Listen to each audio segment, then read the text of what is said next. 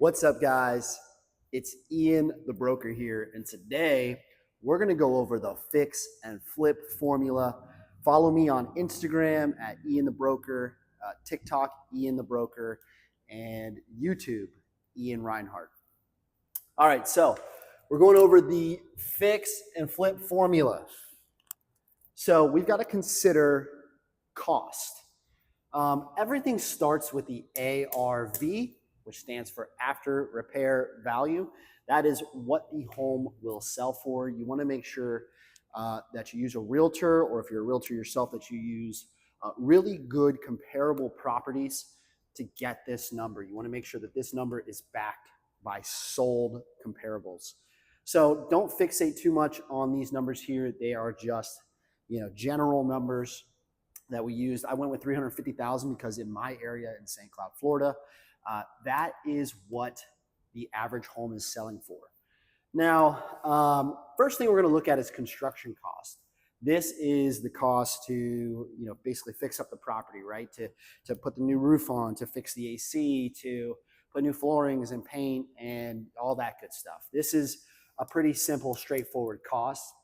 You're going to get estimates from local vendors to get this number. Now that could be typically anywhere from, we're looking at, probably 30 to 90,000 where I'm at, depending on how big this house is. But if we're looking for an average house, I like to use this number just to be safe. So we got 350, which is the ARV, minus 75,000 for construction. Now, the next thing we have to calculate for is the cost of money.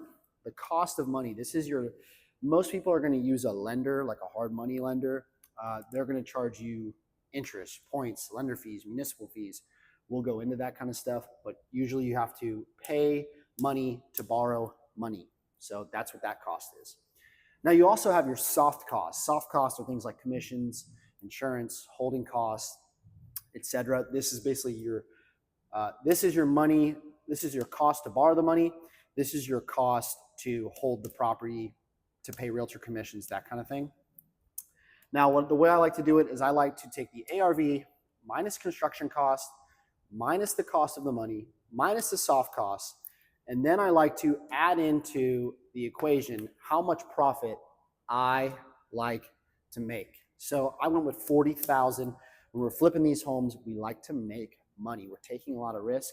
This is a safe number too, because if these go up by any bit, then I've got some room to work with here. So ARV minus the construction cost, minus the cost of money, minus the soft cost, minus the profit makes a maximum allowable offer of $200,000.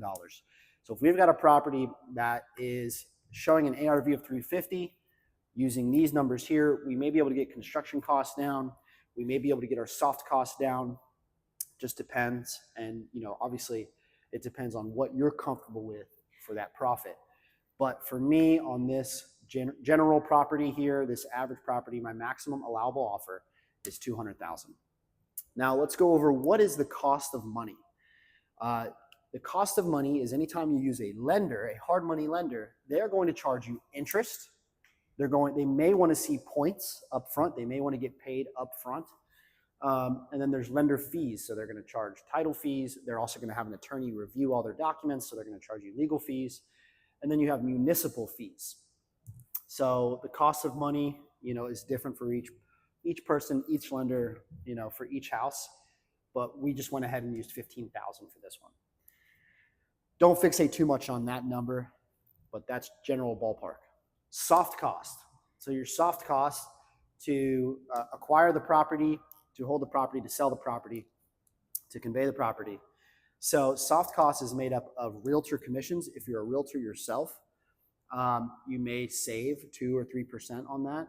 If you have to hire a realtor, you may have to pay anywhere from 4 to 6% in realtor commissions.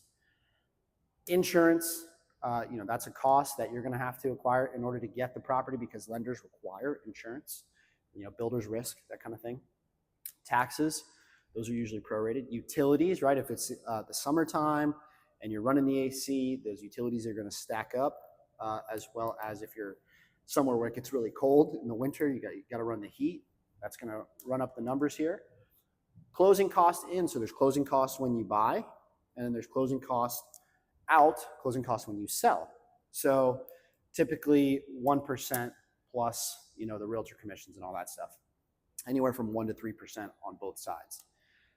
Obviously more when you sell because you're paying realtor commissions, taxes, insurance, utility, all that stuff. So we've got to consider all of these numbers before we're making an offer on these flip properties.